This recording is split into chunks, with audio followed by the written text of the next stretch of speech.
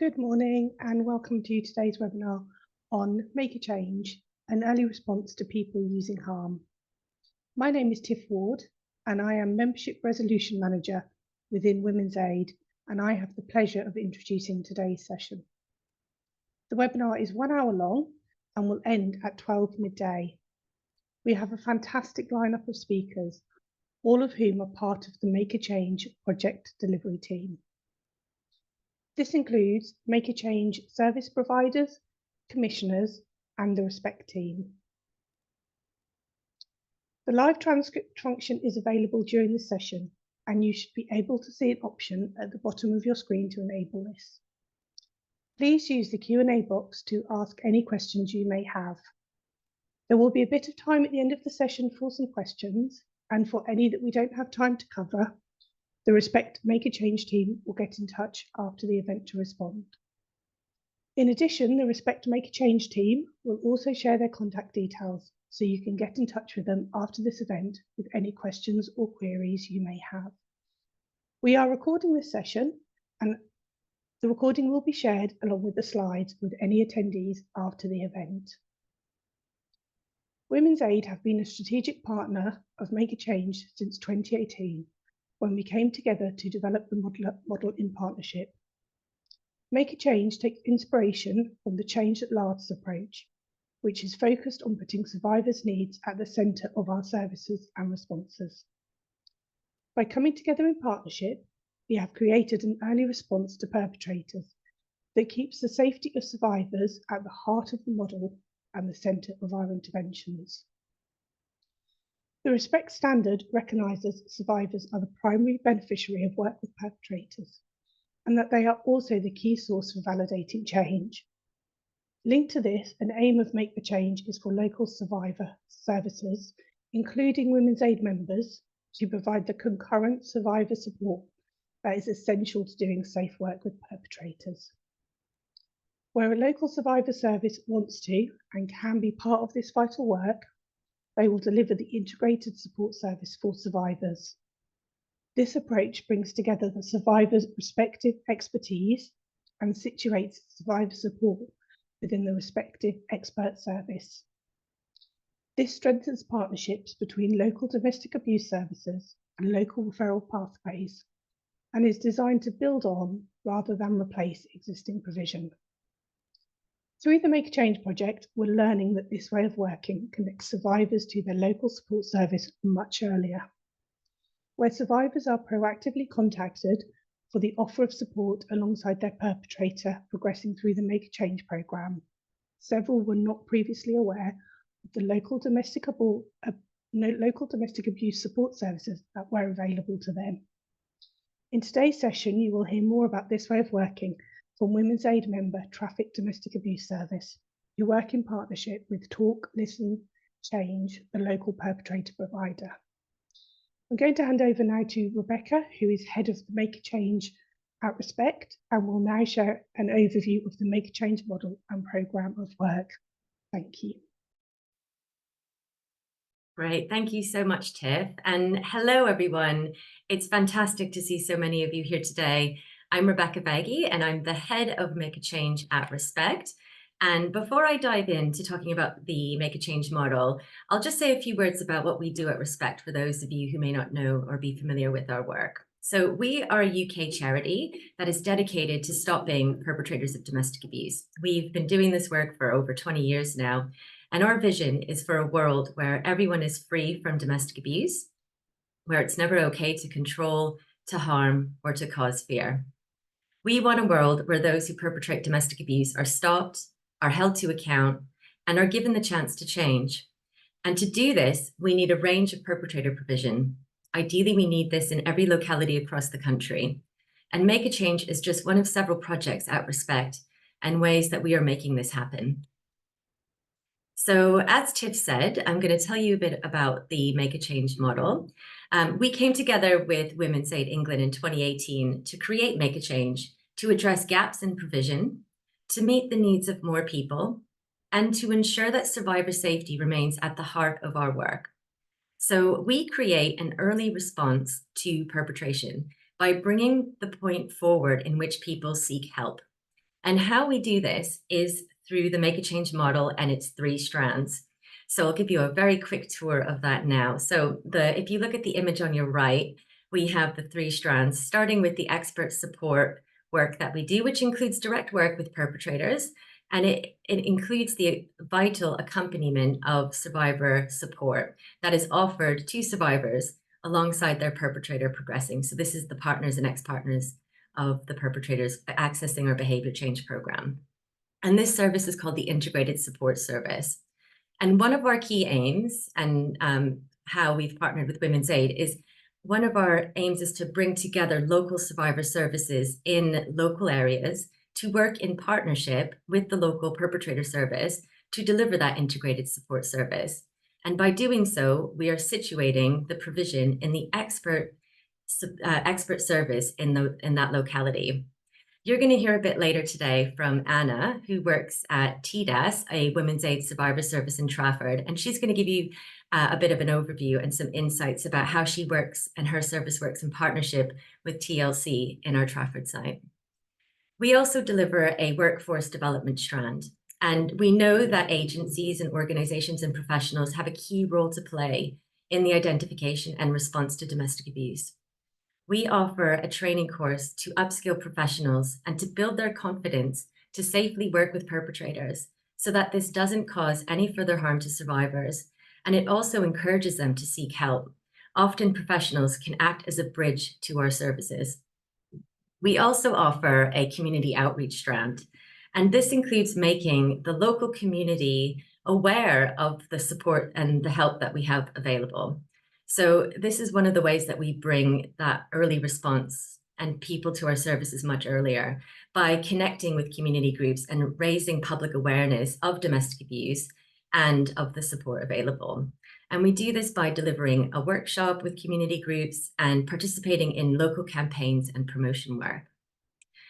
Another key aim of the Make a Change model is to remove access barriers for people seeking help. And we do this in several ways. One of the ways that we do this is by not requiring the perpetrator to have disclosed domestic abuse. We know that not all perpetrators will be at the point of naming their behaviors as abuse, but they know something's not quite right.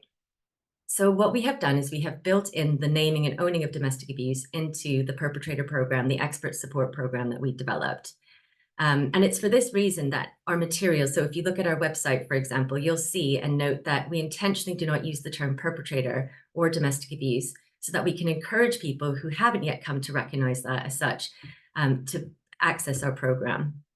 We also encourage people to self-refer, to access this program of their own volition. And we get many people who have been nudged by a professional that they're in contact with, or they've seen a leaflet or some promotion in the community. And we've seen that those individuals who come to us in this way as a self-referral are often more motivated and more likely to complete the program. We also offer the program free of charge. We've come to understand that affordability issues are a reality for many people and that paying for this isn't an option. So we want to be able to make sure that this program of help is available for those who are motivated. So the Make a Change program and the expert support model can be delivered either as a full behavior change program, which is offered as a 26-session program, or as an early response, which is the phase 1 of our 26-session program. And so as you can see from the diagram below, the phase 1 is all about raising awareness and education. And by virtue of building this in, no longer is it a prerequisite to disclose, but it becomes an intervention goal. Often, for those of you familiar with working with survivors or hear from a survivor service, you'll know that part of the psychoeducation support is about helping survivors to connect what's happening to them with understanding that this is domestic abuse. And the same goes with perpetrators. And that is why we built this into the program. And what we're seeing is that by the end of phase 1, perpetrators who do acknowledge and own, have that light bulb moment of going, what I'm doing is domestic abuse, become further deeply engaged to continue with that behavior change work, which is what phase 2 of our program is all about. And that includes looking and naming at those abusive behaviors and tactics and understanding the dynamics around that, and really getting to grips with how that's having an effect on the survivors, including the children that they're connected to.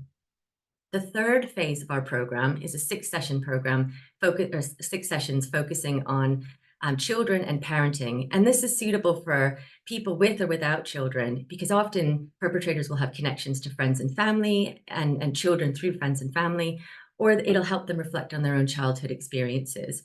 And the purpose of this is to connect with how domestic abuse is a parenting choice and to understand the impacts and effects it's having on children and also on the co-parent.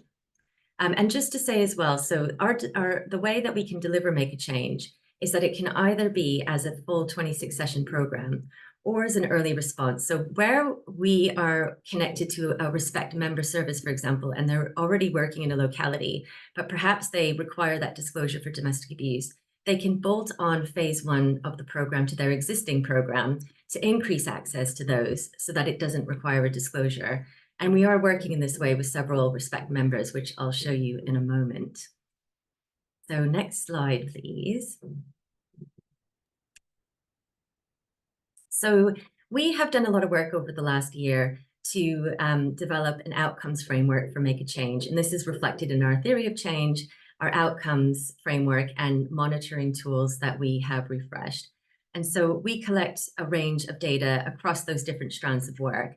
And specifically for the behavior change program with perpetrators, we want people, a main outcome is that we want people to be able to change their behaviors at the earliest point possible. And we're seeing that that is happening. We're reaching people who aren't necessarily connected to the traditional services like children's services, health, or housing, and are finding their way through us through promotion work that we're doing in the community. So this is why we have those 3 strands, and they're vital part of the model. The program manual itself is aiming to increase accountability through the owning and naming of domestic abuse. It's aiming to increase empathy towards the survivor, including children. It aims to create insight into the behavior of what they're doing as domestic abuse and why they're doing that, and developing emotional regulation and management. And an important part of this as well is establishing equitable beliefs so that the relationship that they're in or that they're going to have in future with a partner or an intimate partner is based on equality and not a hierarchical relationship. And of course, we want to see a decrease or elimination in the use of harmful behaviors towards partners and ex-partners and children. Survivors of domestic abuse are the primary beneficiaries of this work, and they're also the best source for validating any behavior change. So we are looking for survivors to have an increase in their physical and emotional safety, an increase in their space for action, which is a concept developed by Liz Kelly, and it very closely connects to coercive control. So a person's space for action will be limited by the abuse and coercive control that they're experiencing. And this is the day-to-day choices and behaviors, their ability to be and to think and to act in the way that they really would like to do so.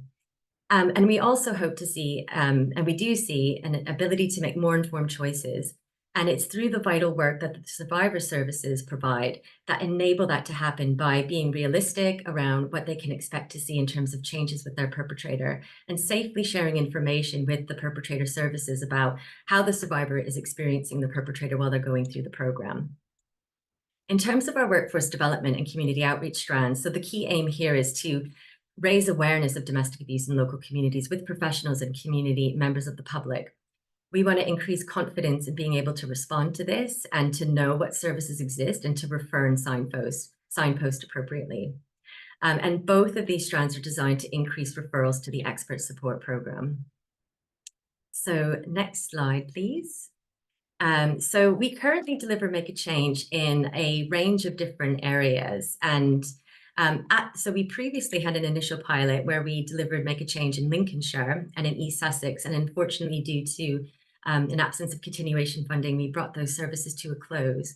But we're currently active in Durham and in Merseyside, who deliver Make a Change as that 10-session phase 1 bolt-on to their existing domestic abuse perpetrator program. And we also deliver this in Trafford, Sunderland, and Newcastle, where they deliver this as the full program. And all of the sites will also be delivering the workforce development and the community outreach. And it's important to say that in Newcastle and Trafford, where there's an asterisk next to those sites, that we bring together the local survivor service to deliver this in partnership with the local perpetrator service. And we respect that this won't always be possible, and local survivor services may not want to do this, but that's always our first approach, to try to see if the local survivor service wants to be involved.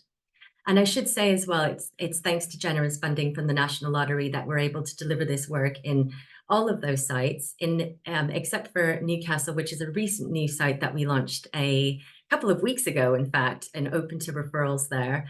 And that is a Home Office funded project.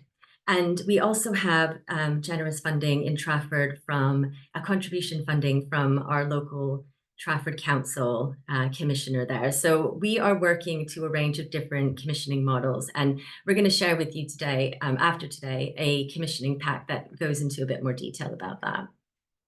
So next slide, please. So most importantly, Make a Change is delivered as a partnership model. We couldn't do this work unless we did it together as a partnership. Respect, as the lead developer of the model, has a Make a Change team that includes a regional practice lead who offers support to those project sites I just talked you through. And that includes support from myself as the head of Make a Change, a data manager, and our senior comms officer. And we're an active delivery partner in our local sites. So we provide the materials and the manual and all the resources, the case management and monitoring tools needed to deliver this work. And the regional practice lead role is especially vital because they're involved. They're like a virtual team member. They are there from the start, supporting those local sites from the point of mobilization and providing inductions and training and practice development. They will also undertake quality assurance checks and support, which aligns with our respect standard, and support new providers, new services in the area that are working towards respect accreditation, ideally get a pass at that first visit. And we also co-deliver the workforce development and the community outreach strands in partnership with the local providers. We have a strategic partnership with Women's Aid England, where we develop this model in partnership with them. We work with a range of colleagues from across Women's Aid from various departments, including their direct services, their membership team, their research and evaluation, their campaigns and influencing. And this is all part of ensuring that we're maintaining a survivor-centered approach in our model and our messaging. We connect with Women's Aid on model developments, and a key aim, like I said, is to bring those local survivor services into the frontline delivery of this work. So they will represent their member services, and they will advise us as well on the integrated support service delivery. And of course, we couldn't do this work without those expert services in the local areas, including our Respect members, who we're really proud to work alongside with to deliver this in those local areas. And so if where the local survivor service isn't in a position to deliver the ISS, the integrated support service, that will be delivered by the perpetrator provider service. The staffing that is needed is outlined in our commissioning pack, but this our funding structure works as such that we support a team manager and frontline practitioners, and our commission pack includes resourcing for this. In some of our sites, like in Trafford, we also have funding for a children and young people practitioner to support children, which, as many of you will know, the Domestic Abuse Act has recognized as survivors in their own right. And it's vital that we provide this support as part of offering holistic support to all those who are impacted by domestic abuse. In addition to the direct work that both the local survivor service and the perpetrator service will do, the integrated component of their work is vital. So they will be connecting and holding conversations between their practitioners and their services regularly, often weekly, sometimes daily, depending on the needs of the service users. And at heightened points of need, for example, like I just said, they may have increased contact if this relates to a survivor who decides that they want to end that relationship, or a perpetrator discloses and shares that they're entering into a new relationship. Those services will come together to look at how they can safely manage any changes in circumstances or to safety needs or risk. So their connections are vital to keeping survivors at the center and making sure that this intervention has the intended impact of increasing safety and reducing abuse. Next slide, please. So on that note, I am going to share a few top-line stats from our impact. And we produce an annual impact report, which will be coming out in a couple of months for this financial year. But we have our impact report from 2022-23 on our website if you're curious to see more detail. And I'm going to talk to you about data that we've collected from across all of our sites since 2018. But it's important to note that the delivery in these hasn't been continuous across these sites. So, for example, our Sussex site was only operational for 1 year. Our Lincolnshire site came to a close in March 2023. Other sites only opened to referrals in early 2022. And of course, the pandemic impacted some of our services that were operational during that period, and there would have been a pause. So with that in mind, we've had 571 referrals to date, and we've worked with about 286 perpetrators on the program. And one key point is that those that we worked with, just over half had self-referred, showing that there are people out there who are motivated to make a change. Alongside this, we offered vital support to 308 survivors. And for our development work, we have delivered the Recognise, Respond, Refer training course that we offer to a large number of professionals, just under 900. And of those, only 8% had prior perpetrator training. And this signifies a major gap in awareness raising and skills building that are vitally needed. So if we look at some of the outcomes that are listed in the middle of that slide, we can see that we are having a positive intended outcome across a range of different measures. So for example, we are finding that this is having an impact on increasing accountability, particularly because of the phase 1 and bringing people to that point of naming and owning domestic abuse. And we're seeing that growing over the course of the program. So this is reflected by 59% of perpetrators who had acknowledged abuse. This had grown to 89% by the end of the first phase. And it continues to do so as they progress through behavior change work. We are showing there's a reduction of harm, and this includes that perpetrators are reporting that they're using less abuse across different metrics of looking at physical and emotional and coercive controlling behavior. We're also seeing an increase in their use of tools and techniques to manage, better manage their emotions. And we're also seeing improved understanding around the impacts on children and in relation to parenting. And most importantly, as survivors are the primary beneficiary of this work, we're seeing a positive change in increasing their space for action and improvements across all dimensions that we're currently measuring in relation to safety, confidence, closeness to people, optimism about the future, and their ability to deal with problems. So for the safety measure, we're seeing an average of this increasing by 12%, which is really positive. And survivors are also saying that their reports of feeling good about themselves are increasing by 31%. So again, this is all really important work that we are doing, and Anna's going to share in a bit more in a bit about a case study to bring this to life, really, about how this work happens on the day-to-day. Next slide, please.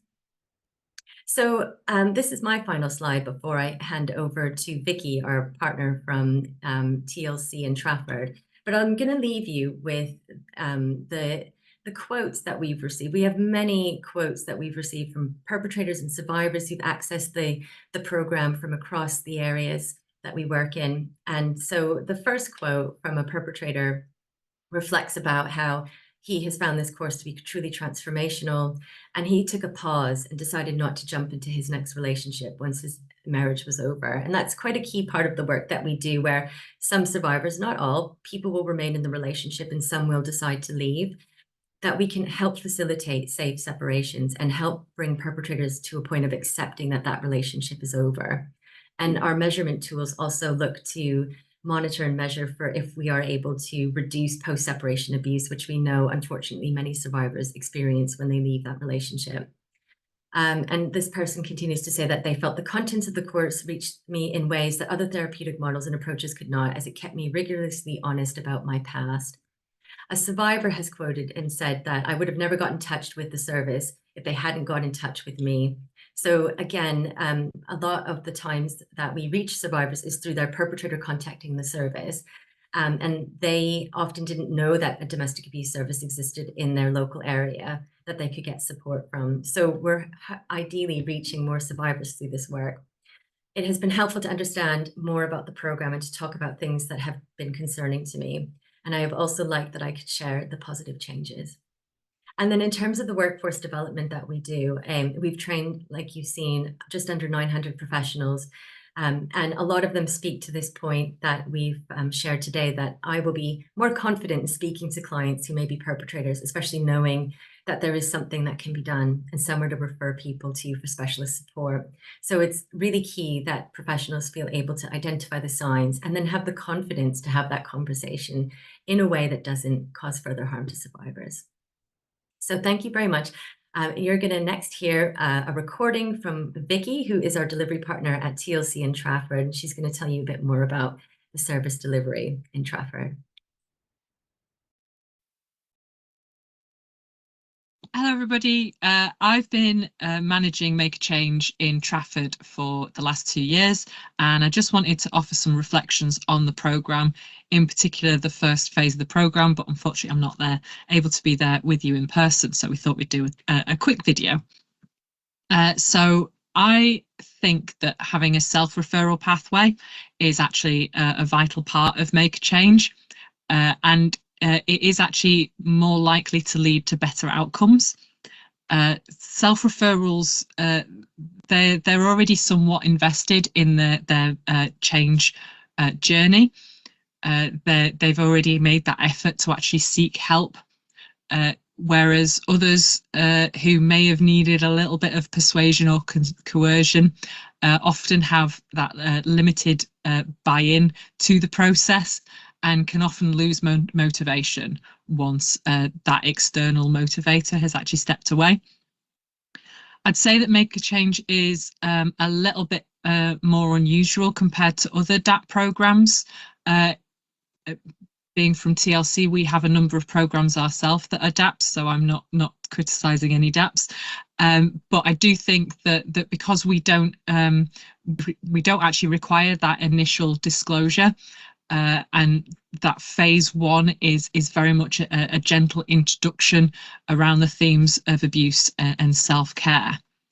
But in actual fact, despite this, change often happens quite early on in that phase, even though we may not necessarily be naming abusive behaviours directly from participants. We do hear about this from the partners through the integrated support worker, where the partners are telling their worker about the changes that they're noticing, and that can start quite early on in that first phase. I think that offering the education around emotional regulation and self-care and self-talk at this early stage, before we're really digging into that individual's behaviour, is actually paramount for the victim's safety, and also for their own psychological safety.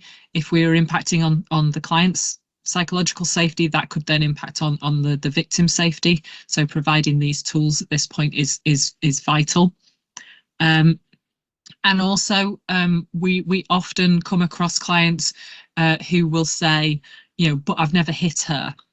So educating the participants on how psychological abuse is just as damaging as physical at this early stage is really important as well. I think from having completed phase one, the participants, they're already familiar with that non-judgmental and supportive environment that the group sessions provide, which means that they're more willing to disclose and unpick abusive behaviours in that environment. The participants have already built up that relationship with the facilitators, and they have the tools from phase one to go through that guilt and shame that's attached to these behaviours as part of that change process, making them more able to name and own the domestic abuse that's happened. Most of the participants, I would say, from phase one move straight on to phase two, following their end of phase assessment, which does include that requirement to disclose the use of abusive behaviours. I'd say this is evidence of the ability to build motivation to change within that phase one. And in actual fact, I'd say the number of those who haven't gone on, it's often been related to an individual's mental health at that stage, as in them not being in the right place to really be digging into their abuse in a safe manner. But as we're able to take a person-centered approach, we're able to signpost to mental health support, and those individuals are able to come back to us when they're ready to work on this. And despite this, the partners are still able to access support regardless of the participant no longer being on sessions with us. Our service couldn't run without the dedicated work from Trafford Domestic Abuse Service as our integrated support service, and that's for the partners and the children of those that are on our programme. And I do believe that you'll be hearing from them around the support that they offer within the seminar as well. Good morning. My name is Anna Eckert. I'm working for Trafford Domestic Abuse Services. I'm a domestic abuse advisor, and I've been working for over 2 years now as an integrated support worker in partnership with Talk, Listen, Change on Make a Change project, and we trying to make a change, make a difference. I often been asked what's the difference between support service for domestic abuse survivors and integrated survivor support. So with normals domestic abuse support, we have referrals from different agencies who actually have survivors who know that they've been a victim of domestic abuse, or we have self-referrals from people who actually acknowledge that they've been a victim of domestic abuse. And with Make a Change program, the difference is that one of the conditions to be referred to that program is to provide by participants details for the partners and ex-partners to be accepted on the program. And that's where we step in. And we make that initial contact with the survivors. Very often survivors have no idea that they are in a domestic abuse relationship, or if they have that, if they are aware of that situation, they didn't have knowledge that they could ask for support, or they were afraid to ask for that support. But they often are very thankful that we reached them. We gather information from the survivors, and we have that background about the relationship. We can share that information with Talk, Listen, Change, and we have like a whole picture of the whole relationship.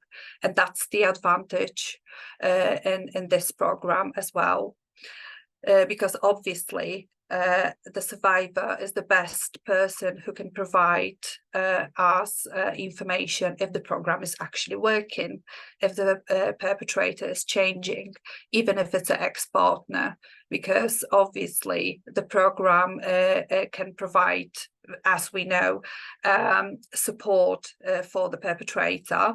And when the people are separated, post-separation is really hard, and domestic abuse is present, as we know. We also need to remember that we provide support for the children, and we have an amazing person who provide that support, which is a children and young person, a Make a Change support worker, and she works with the children as well.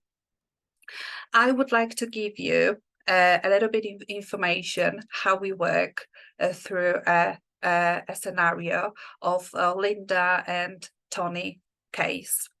Okay, you don't have to actually work through the case. I will try to take you through the journey.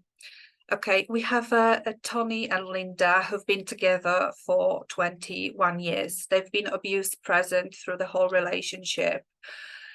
Linda has noticed that Tony's been controlling, and he's been very jealous. They also have 3 children, so as we can presume, they also are the victims of domestic abuse. In June 2022, Linda has made a decision to separate from Tony, and she informed Tony about it. And his reaction to it, I want to save our relationship. So what I'm going to do, I'm going to go and ask a GP, okay, I need to do something about it. So probably it's a problem with my mental health. What's happened is he spots a Make a Change leaflet at GP, and he has a discussion with GP about it, and he makes a referral to Make a Change program. But he does that not because he wants to change. He does that because he wants to save his relationship at first. So, but during the program, his thinking is changing a little bit. At first, he can notice that he has controlling behavior, but he still is not happy about the fact that Linda wants to see friends, wants to be more independent. And he doesn't feel happy about it, especially at the moment when Linda asks him to move out. And that's when the hard work starts between Talk, Listen, Change practitioner and integrated support worker, which is us. That's when we have to really work hard together to make sure that we keep a survivor safe. So the Make a Change practitioner creates a safety separation plan with the perpetrator and make sure that keeps a regular contact with the perpetrator. And we also have that contact with Linda, but obviously everything have to be kept in confidence. So perpetrator doesn't have any information, and as well the other way around, because we need to remember confidence is important. We can't breach that confidence, so it's very crucial. Okay, so what happens after the program ends? In regards to Tony, through the program gathers more information about abuse. We need to also remember that Make a Change, it's not a counseling, it's not a magic pill. It's a start actually to make a change in your life. It equips you with different techniques, how to make changes in your life. Thankfully, Tony, even though he acknowledges that relationship ends with Linda, he understands that and he tries to work on himself. And he even decides to sign up for some more work with the mental health support. And he also decides not to engage with through the relationship till he gets some more support. In regards to Linda, we need to remember that she went through decades of domestic abuse. So with her, we offer her as an integrated support, emotional support around her mental health as well. We signpost her to counselling, obviously with her consent. We need to remember that this is a very delicate matter. So we're working with the client. We're not suggesting anything. We're not telling her what to do. She is in control, okay? Obviously, we make her aware with every step of the perpetrator in the program without disclosing obviously what he's saying. We're just informing her about his engagement and his attendance. We can also disclose what type of a subject was discussed at the program without going obviously into details. And we can also check with her the changes in the perpetrator behavior after sessions.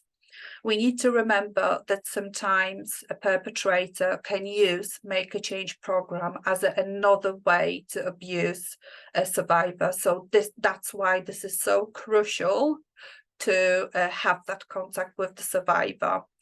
I'm saying that because myself, I was with my husband on a similar program, and I remember when my husband did use at the beginning a similar program as another way to abuse me. Thankfully, at the end, that program did help, and he has a completely different person. And I actually use this as my advantage when I'm talking to survivors, to create that relationship between myself and them, because very often when I have that first initial contact with them, they're very suspicious. They think, oh, I don't have a problem, it's he who has a problem. And we say, okay, it's not, you don't have a problem, of course, but we want to support you. And then every time I try to like say something about myself, that builds like a nice bridge between myself and them, and creates a relationship, and they can trust me a little bit more. So I'm a tricky person about that. Okay, so we need to remember as well what's important in this scenario, in this case study. Linda felt really strong after Tony moved out. She felt really free, and she felt that she can spread her wings. And with our support, she also felt supported through the whole separation process, and she felt safer. It is also important to remember that she disclosed that her daughter was abused through the years, and that's where, when I've mentioned before, our children and young person steps in and provides that one-to-one support, or in this situation can be, depending on the age, obviously, a person can be referred to a special group. It is also important to check all the themes now. So if you look at the themes, and if we scroll down, sorry, I do apologize, technical issues.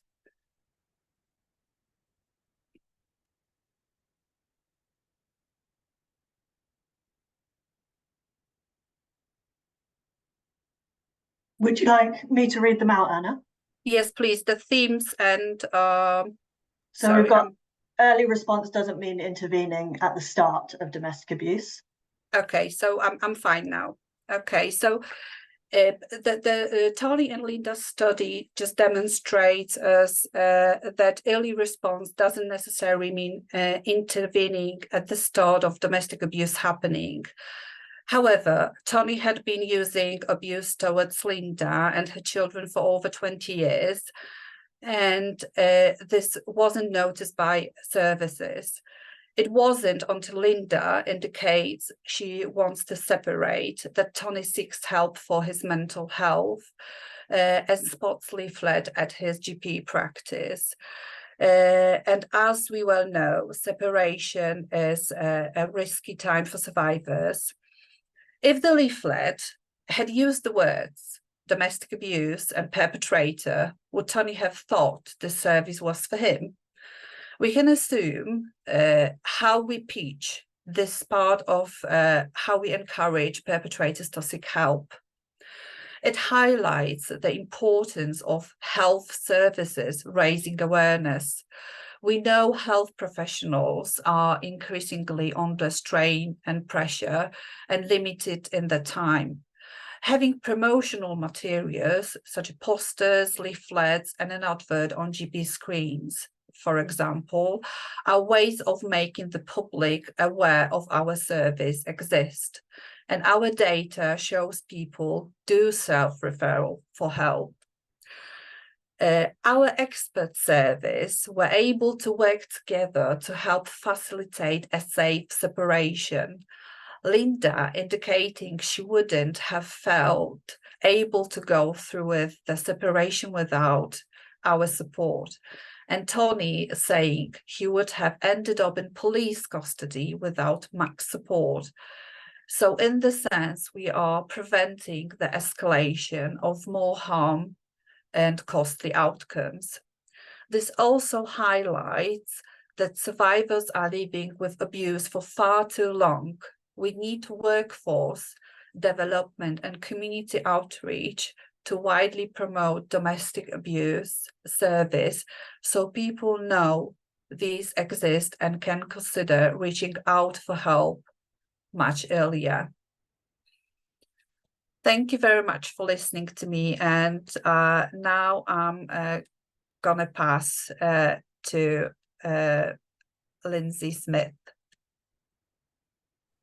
Hi everybody, I'm Julie Smith. I'm the Domestic Abuse Specialist with the Office of the Police and Crime Commissioner in Northumbria, and I sit within the Violence Reduction Unit, which is one of the teams within the VRU. So in terms of an overview of what I want to cover in the next 10 minutes, I'm going to give you a bit of a brief glimpse into the journey that we've had in Northumbria in driving forward some of the much needed work to prioritise tackling perpetrators. And that includes the context of the various strategic frameworks that we've aligned this work to and how we got to where we are now. And a lot of that was shaped by a strategic review of responses to perpetrators, which we led on across Northumbria.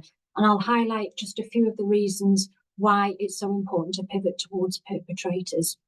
And I'll add an example of how we've worked collaboratively with one of our 6 local authority areas, that's Newcastle City Council, alongside Respect's Make a Change team to bring MAC to Newcastle as a part of a new service offer. And then I'll finish by just telling you a little bit about what that new service offer looks like. So in terms of the strategic context, nationally, wheel has started to turn towards perpetrators, a bit more slowly than we would like, but it is turning. So we've got the Domestic Abuse Plan with its pillar on perpetrators and the VOG National Statement of Expectations. And that's got a real expectation on commissioners to have a clear focus on perpetrators and how we need to tackle that to keep survivors, adult and child survivors safe and at the heart of our responses. And then as a region in Northumbria, we have the PCC's VOG strategy, which now has a priority on tackling perpetrators. Then every police force in the country has their VOG framework with its relentless pursuit of perpetrators as one of their pillars. And we have our Northumbria Serious Violence Response Strategy. And I would say probably in the last sort of 1.5 to 2 years, the majority of my domestic abuse work within the VRU has been trying to get a stronger focus on perpetrators. And that was informed by that strategic review I mentioned, which I led on with some of our partners. And that was well embraced by our 6 local domestic abuse boards. And that's created an open door for this work. And then at the local level, Newcastle is one of our domestic abuse boards. We have 6 within the force area. And like many of the others, it's refreshing its needs strategy. So its needs assessment and its strategy, and it is including now a specific priority around tackling perpetrators. And it's also gone and aligned its strategic priorities to the same strategic priorities that we have in our VOG strategy in the PCC's office. So we have that strategic framework in place to support this new work. In terms of that strategic review that I mentioned, we completed that in 2022. And that really helped to sort of kick off the journey to improving our responses. And as a violence reduction unit, we of course applied a public health approach to that work. We mapped the current responses across primary, secondary, and tertiary prevention. We did identify a lot of challenges, but also some good practice locally, but also some really good practice in other parts of the country. And then we put forward within that review what a good strategic response looks like to make a longer term and more sustainable impact, and the importance of looking at the whole person, the whole family, and the whole community. And it was the first comprehensive review of DA perpetrators that was done in Northumbria. And crucially, that built the case for more strategic focus and for more investment. And it was a helpful evidence base for us in seeking resources, such as the Home Office Perpetrator Fund. And that review flagged out that there were some key gaps, particularly in our early intervention response. And that's where MAC really does fill that gap, and also where there was least provision. And in terms of early response, that was very much in Newcastle. It also drew out the need for some wider infrastructure pieces of work. So we've now got an outcomes framework for perpetrator responses. And we have a mapping document of all the referral pathways across 6 local authority areas that go into perpetrator interventions. And the recommendations from that review help to engage the 6 domestic abuse boards in Northumbria around discussions on their existing responses, and where and how they could be improved. I would say probably 3 or 4 years ago, you'd probably think if you had a domestic abuse perpetrator group work programme in your area, that was it, job done. But it's very far from that. And the strategic review, I think, has opened a lot of eyes to what we need to have a good, solid response. And to help articulate why we need to pivot towards the perpetrator without losing the focus on specialist support for adult and child victims. So in terms of some of the reasons to pivot towards the perpetrator, just very briefly, a third of our serious violence in Northumbria is domestic abuse related. The majority of perpetrators fly under the radar. We're not picking them up sooner enough. So early response was really needed, and Make a Change is designed to do that. The cost of serial perpetration is astronomical. I think Drive estimated it was over £63,000 for a serial perpetrator where there was a case in Marrack. We see far too much still failure to protect narratives which are directed at the non-abusing parent. And people starting to recognise now that abusive fathers are making a parenting choice to abuse, and that it's wrong that just because victims are more visible to services than perpetrators are, then professionals place demands on what victims are expected to do or not to do at the expense of what perpetrators should do or stop doing. And we all know this places an additional and a really inappropriate burden on the expectations on victims. It feeds victim blaming narratives, and it leaves perpetrators unaccountable and invisible. So early intervention is our key goal. So looking at working collaboratively, what this has done is it helped create that environment. The VRU has worked closely with partners, and we did that, for example, in shaping a bid to the Home Office Perpetrator Fund. And we've secured funding for Project Cara across Northumbria, for Make a Change, specifically for Newcastle, where it had the least provision, and for Hub and Spoke, which is our local version of Drive. So it's that intensive case management for high risk, high harm perpetrators, and to get funding to roll that out across the whole of the force area. And we very much took a joint commissioning approach. I've reached out to Rebecca in the National MAC team very early on at the bid concept stage. We'd identified MAC in the strategic review as an intervention that we knew had the potential to work well in our area. And engaging early with Respect gave strength to the bid. It gave a lot of strength to developing the service specification for the new service in Newcastle. And MAC comes with the clear outcomes data. It comes with great communication support and mobilisation and training. And we co-developed the service specification between the VRU, between Respect and between the council. We included a requirement to seek Respect accreditation within that. And whilst the VRU is the main funder on the perpetrator side, Newcastle City Council is the contract lead, and they were providing the in-kind support around the integrated survivor support element. So we have a partnership agreement in place between the OPC's office and the council, because we are both invested in this as partners. And the work has had to align itself to the council's recommissioning of its domestic abuse service for survivors. And because there was going to be the potential of 2 separate organisations for the ISS and for the perpetrator service, we built into each service specification what the expectations were for those organisations to work together. And we have a multi-agency steering group in place, which is a supportive space and includes the providers. So I'll just finish very quickly by telling a little bit about the new perpetrator service. So it's very much expanded the breadth of provision. So we've got a better chance of having the right services in place at the right time. Previously, Newcastle had spot purchased 10 places, 12 places on a group work programme. So the fact that we have a range of interventions now is what we need. Harbour Support Services are the new perpetrator provider in Newcastle, and they have experience of delivering Make a Change in Durham, and also Hub and Spoke within Northumberland and North Tyneside. And then the ISS work is being delivered by Changing Lives as part of that recommissioned domestic abuse service. And to get that interoperability and that joint working, there is joint mobilisation, joint training and joint induction with Harbour and Changing Lives together.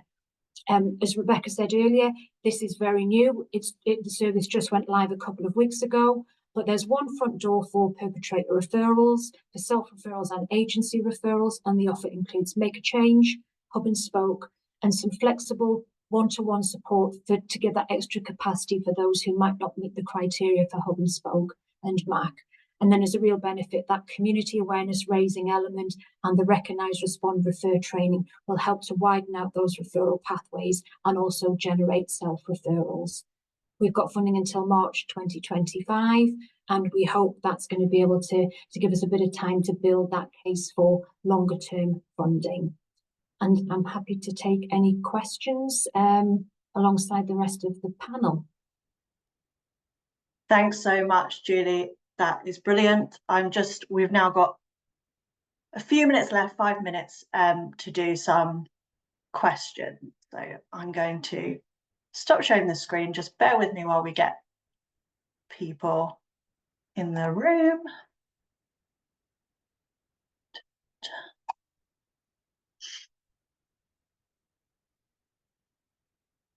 Okay, so we've got lots of questions. If I could ask all the panelists to unmute so that you're ready to go, that would be great. We're not going to be able to get through them all, so what we will do is our Make a Change team will come back to you on the ones that we can't answer after the session. Sorry, I don't think I've actually said I'm Karima, and I've been doing the tech wizardry in the background, so me just coming in at the end there. So we've got a couple of questions around the workforce development element of the programme. So some questions around which agencies do we aim it towards, how to get them on board, and is there follow-up support review of how they're applying the learning? How's this been going in reality in MAC areas? So I don't know who wants to take that. I'll make a start, and if anybody wants to jump in, please do. But thank you for the questions. And so with the workforce development, I think we have great ambitions for how we could evolve this over time. So we deliver the Recognise, Respond, Refer course currently, which is reaching professionals that have not had training on working safely with perpetrators, as you've seen from the statistics. And we work with our local delivery partners to reach out to services as part of raising awareness that we exist, delivering briefings and trainings and connecting with those services, and then embedding and establishing referral pathways.